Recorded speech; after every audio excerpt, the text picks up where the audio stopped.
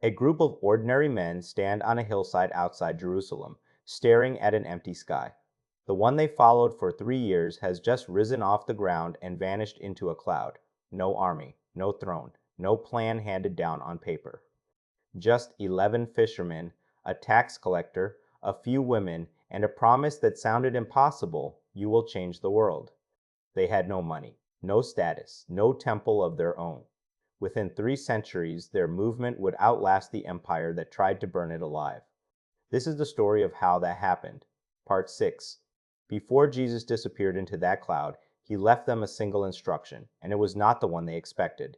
He did not say conquer. He did not say hide. He said wait. Wait in the city until power comes from above. Then go. Not just to your own people, but to Samaria, to the coast, to Rome, to the ends of the earth. Then he was gone. 2 figures in white asked the disciples why they were still looking up. He would come back the same way he left, but not today. So they went back into Jerusalem and did the only thing they could do. They prayed. About 120 of them crowded into an upstairs room, waiting for something they could not name. 10 days later, it came. It was the festival of Pentecost, when Jerusalem swelled with Jewish pilgrims from every corner of the known world. Suddenly, a sound tore through the house like a hurricane with no wind. Something like fire split apart and settled on each of them. And these terrified provincials from Galilee walked out into the streets, speaking languages they had never learned. Pilgrims from a dozen nations stopped in their tracks. Each one heard the message in his own native tongue. Some were stunned. Others sneered that the disciples were drunk before breakfast. Then Peter stood up. This is the man who, weeks earlier, had sworn 3 times he never knew Jesus, cursing to save his own skin in front of a servant girl. Now he faces a hostile crowd of thousands and does not flinch. Something had changed in him that could not be faked. He preached one sermon. He told them the Jesus they had crucified was alive and that God had made him both Lord and Messiah. The words hit like a verdict. The crowd asked what they should do. Peter told them to turn around and be baptized. That day, 3,000 people joined them. The church was not founded by a committee or a king. It was born in a single afternoon out of a coward who found his courage speaking to strangers who spoke different languages. From the very first hour, this was a movement built across every border. Notice what the fire actually did. At the Tower of Babel, long ago, God scattered humanity by confusing their language. At Pentecost, he reversed it. He did not make everyone speak the same tongue. He let everyone hear the same truth in their own. The curse that divided the human race was starting to unwind. And at first, it was beautiful. The believers sold what they owned and shared everything. No one went hungry. They ate in each other's homes, broke bread, prayed, and every day more people joined them. Peter and John healed a man crippled from birth, and thousands more believed. For a brief moment, it looked like nothing could stop them. Then the trouble started, and it came from the outside first. The religious authorities who had killed Jesus now watched his followers multiply in the shadow of their own temple. They arrested Peter and John and ordered them to stop talking about this man. Peter's answer set the tone for everything that followed. We cannot stop speaking about what we have seen and heard. Judge for yourselves whether we should obey you or God. Then came the first death. A young leader named Stephen was hauled before the council. Instead of defending himself, he preached and accused them of murdering the Messiah their prophets had promised. The mob dragged him outside and stoned him. As the rocks fell, he prayed for the people killing him. Lord, do not hold this sin against them. Then he died. Here is the detail. Nobody in that crowd could have understood. Watching the coats of the men throwing the stones, nodding in approval, stood a young Pharisee named Saul. He would become the most important human being in the story after Jesus himself. And at this moment, he was the church's deadliest enemy. Stephen's death lit a fire of persecution. Believers scattered out of Jerusalem in every direction, running for their lives. And as they ran, they preached. The very thing meant to crush the church spread it instead. Philip carried the message to Samaria, to people the Jews despised, and then to an Ethiopian official on a desert road who carried the faith home to Africa.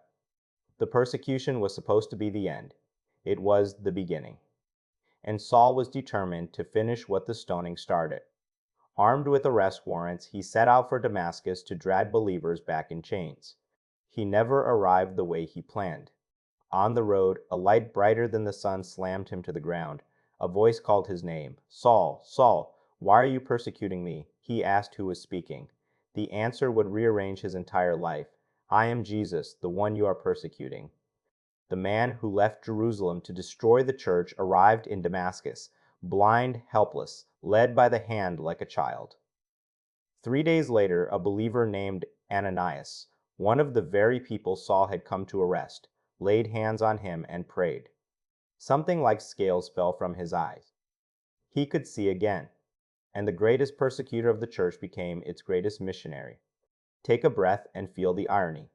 God did not defeat his enemy, he recruited him. The man who held the coats at Stephen's execution would spend the rest of his life getting stoned, beaten, and imprisoned for the very faith he tried to erase. Saul the Pharisee became Paul the Apostle to the nations. What Paul did next reshaped history. Over roughly 15 years, he made 3 long missionary journeys across the Roman Empire, thousands of miles on foot and by ship, planting churches in city after city. His pattern was almost always the same. Walk into a new town, preach first in the Jewish synagogue, get thrown out by most, and turn to the Gentiles, the outsiders everyone assumed God had no interest in. In city after city, the outsiders said yes. And that success created the first great crisis of the church, not persecution. A theological question. The new Gentile believers had never kept the Jewish law.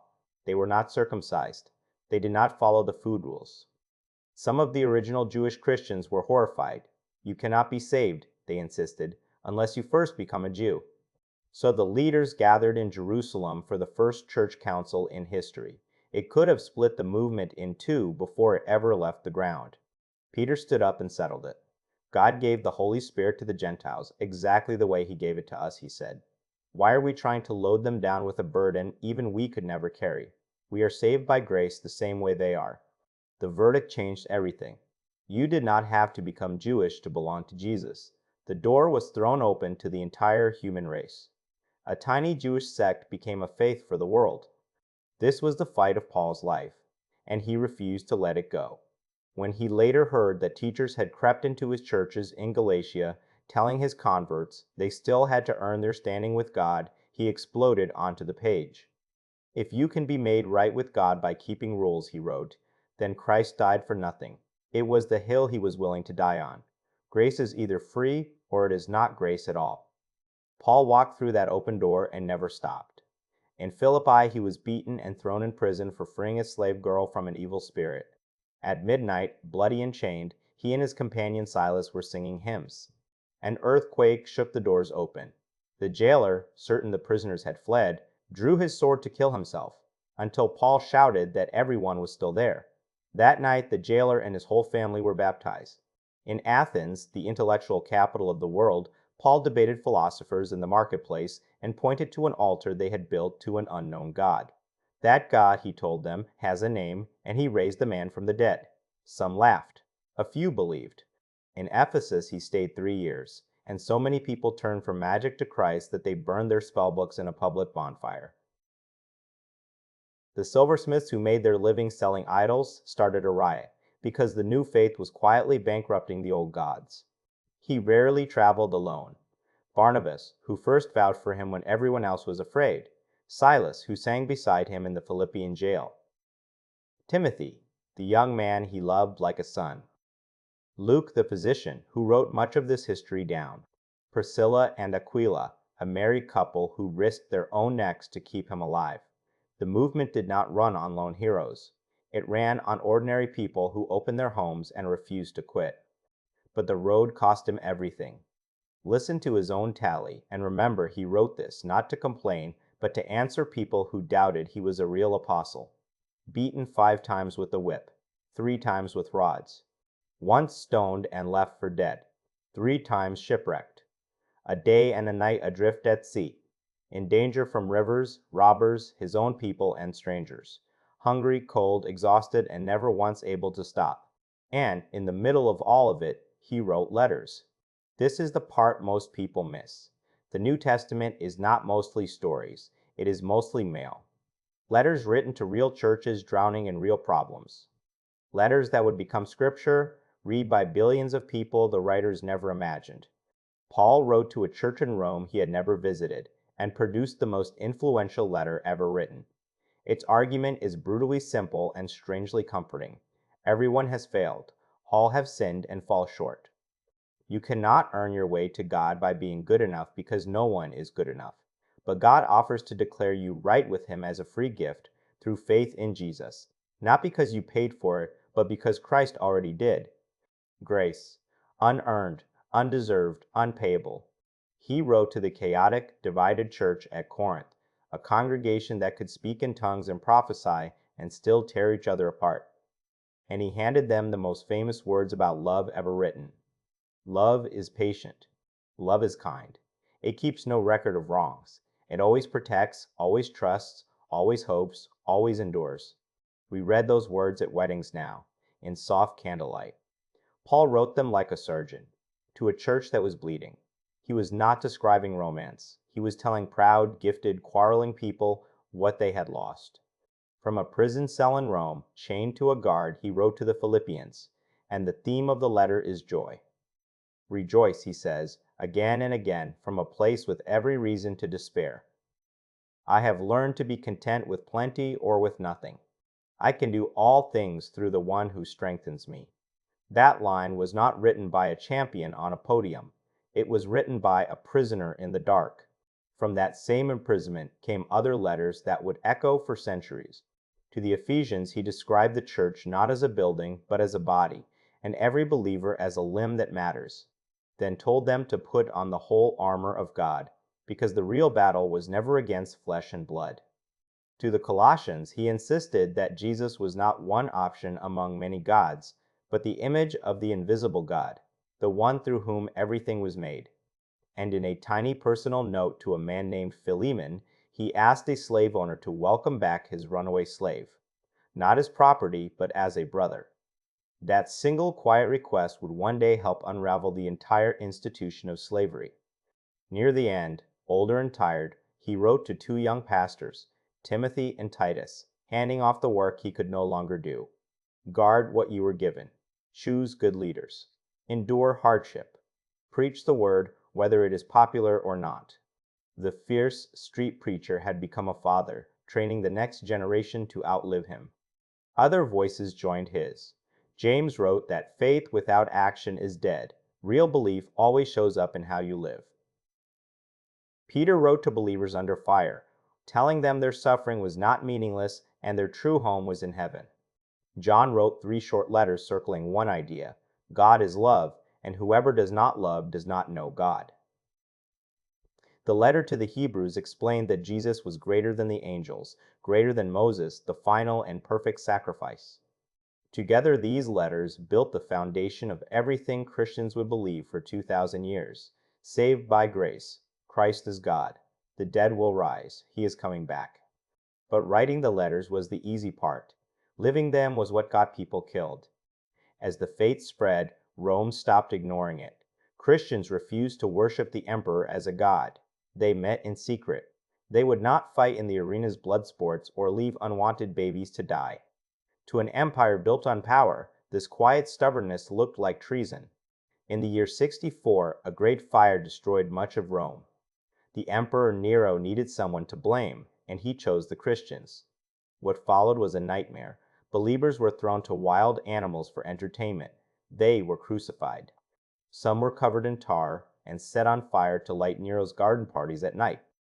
According to the earliest church tradition, both Peter and Paul died in this persecution. Paul, a Roman citizen, was beheaded.